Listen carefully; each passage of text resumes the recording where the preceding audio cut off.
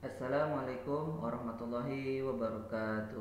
Selamat pagi mahasiswa Sekolah Tinggi Teknologi Terpadu Nur Fikri di mata kuliah Keterampilan Komunikasi dan Kerjasama, program studi Teknik Informatika dan Sistem Informasi. Sekarang kita memasuki pertemuan yang ke-9 dengan topik pembahasan yaitu membangun kerjasama tim yang efektif. Dalam dunia kerja atau usaha, tidak dikenal dengan istilah single fighter. Karena apa? Karena semua itu merupakan hasil dari sebuah kerjasama tim. Semua anggota itu saling membantu dan mendukung demi tercapainya tujuan yang direncanakan. Sayangnya, untuk membuat sebuah tim yang solid dan kompak memang tidak mudah karena sudah tentu banyak kepala yang pasti itu juga mempunyai pemikiran-pemikiran yang berbeda. Pikiran-pikiran para anggota tim ini merupakan sebuah kecenderungan yang biasanya itu saling berbenturan, sehingga yang namanya perselisihan adalah sesuatu yang wajar yang terjadi dalam sebuah tim. Ini merupakan dinamika yang tidak bisa ditolak. Inilah yang akhirnya membuat sebuah tim ini sulit untuk mencapai kerja maksimal. Oleh sebab itu, pada pertemuan yang ke-9 ini kita akan membahas tentang gimana sih tipsnya untuk membangun sebuah tim kerja yang solid dan efektif. Nah, yang harus kita lakukan dalam sebuah organisasi atau lembaga, kita harus mempunyai visi dan misi yang sama. Kenapa? Karena sebuah tim itu tidak akan bisa bekerja dengan baik dan efektif jika setiap anggotanya itu tidak memiliki visi, misi, dan tujuan yang berbeda. Jadi visi misi itu harus sama seperti visi misi STT Nur Fikri.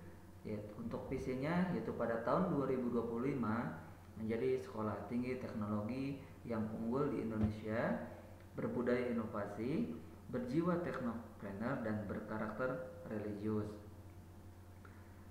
Kemudian untuk misinya yang pertama itu menyelenggarakan pendidikan tinggi berkualitas yang mengembangkan jiwa kepemimpinan dan teknopreneurship berlandaskan iman dan takwa.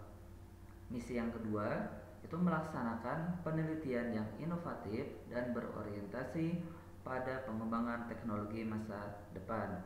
Yang ketiga, menyelenggarakan pengabdian kepada masyarakat dengan memanfaatkan teknologi tepat guna.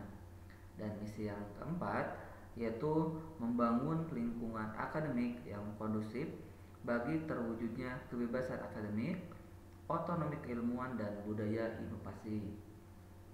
Ini adalah visi dan misi dari Sekolah Tinggi Teknologi Nurul Fikri. Kemudian yang selanjutnya yaitu kita harus membangun saling rasa percaya. Kenapa?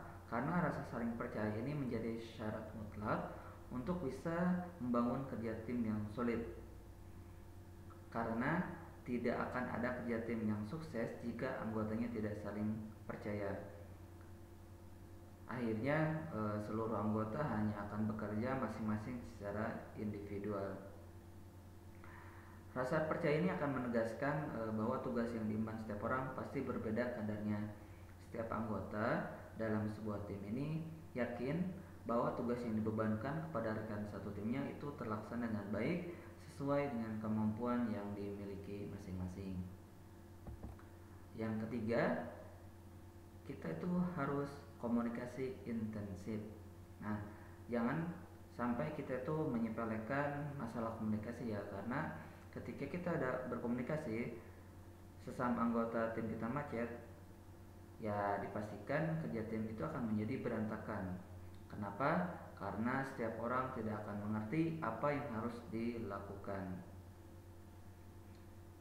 Nah, dalam komunikasi antar anggota dalam sebuah tim pun tidak perlu harus selalu dilakukan secara tatap muka ya. Saat ini sudah banyak aplikasi komunikasi yang bisa digunakan. Mungkin salah satu dari hikmahnya adanya pandemi corona ini, eh, muncul aplikasi-aplikasi seperti Zoom, Google Meet yang sebelumnya tidak digunakan, sekarang lebih sering dimaksimalkan.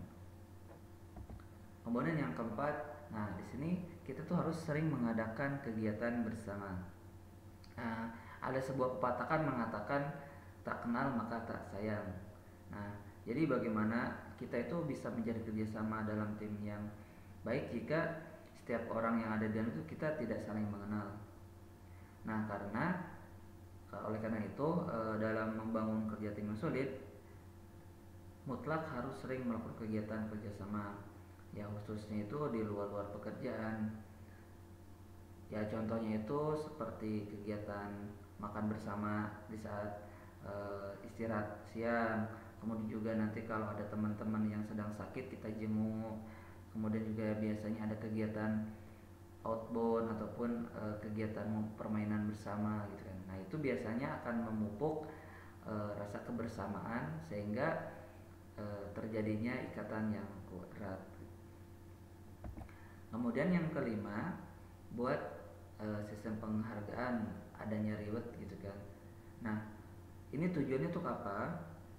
Ya, pacu motivasi bekerja seluruh tim dengan membuat sistem penghargaan. Siapapun yang punya prestasi, ia dapat mendapatkan reward.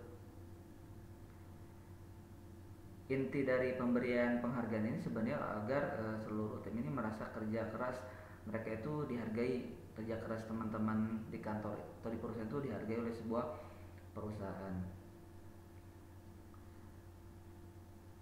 Selain itu juga dengan sistem penghargaan, anggota tim yang lain pun akan terpacu untuk memberikan kinerja yang terbaik, sehingga diharapkan nantinya semuanya itu akan bekerja secara optimal dan mampu mencapai tujuan secara bersama-sama. Terkait bentuk penghargaan, banyak sih yang bisa kita terapkan, seperti di sini ada karyawan terbaik selama 3 bulan. Nah, ini kemudian juga ada hadiahnya. Nah, ini bisa jadi bentuk sebuah sistem penghargaan. Terus juga yang keenam, pahami peran dan tanggung jawab.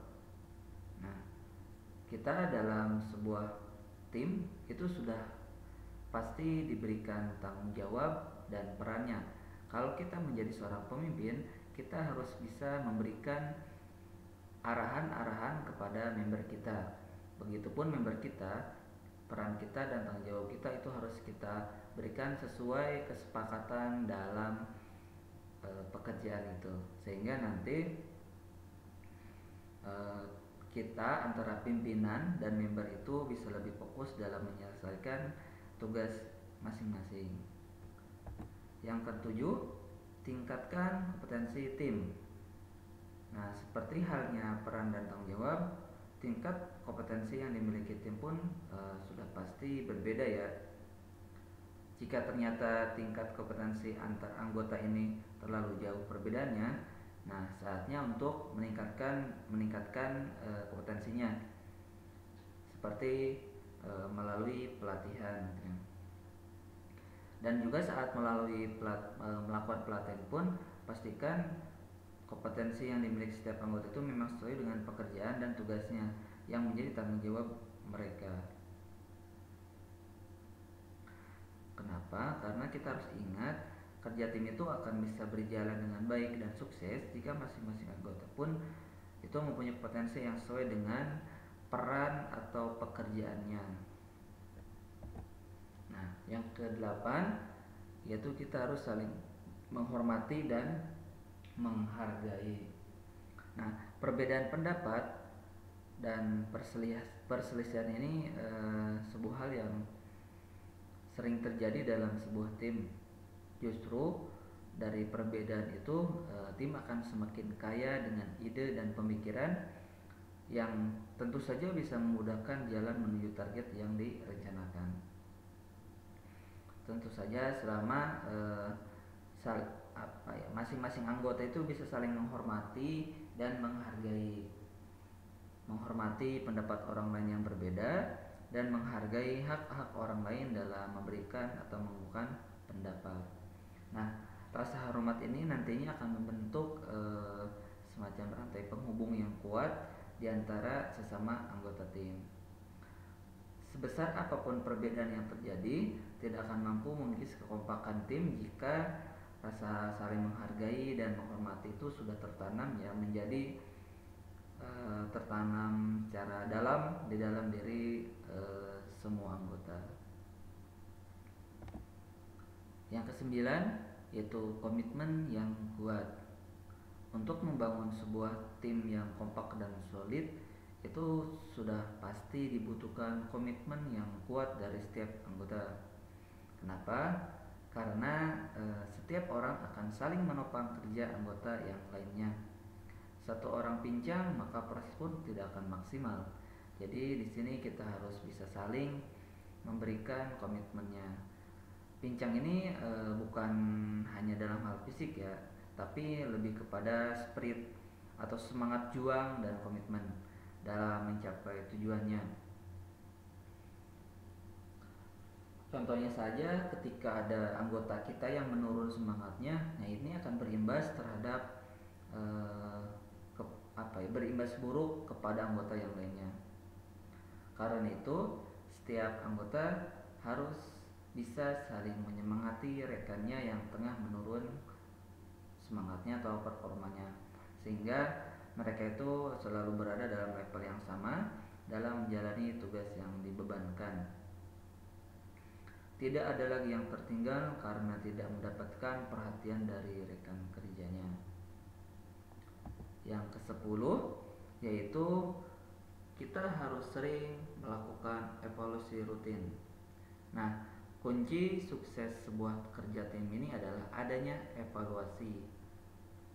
Dari evaluasi ini kita bisa melihat mana yang sudah berjalan sesuai rencana, mana yang harus mendapatkan suntikan motivasi untuk meningkatkan kinerja, atau juga kekurangan apa saja yang harus kita perbaiki. Nah, tujuan evaluasi ini sebenarnya bukan mencari kesalahan, tapi lebih untuk memberikan arahan dan masukan agar proses kerja itu selalu bisa berada di jalur yang sudah direncanakan. Kalaupun ada perubahan dalam strateginya, ya itu hasil yang sudah disepakati bersama. Sehingga dengan adanya evaluasi ini, tingkat sebuah khusus kerja tim itu bisa dipantau dan diawasi dengan baik. Itulah teman-teman pembahasan tentang membuat kerjasama tim yang solid dan kompak. Semoga bisa bermanfaat dan bisa kita terapkan di dalam nanti saat kita sudah bekerja dalam sebuah instansi atau organisasi, sehingga bisa memberikan kontribusi yang lebih maksimal kepada timnya kita. Terima kasih atas waktu dan kesempatannya. Wassalamualaikum warahmatullahi wabarakatuh.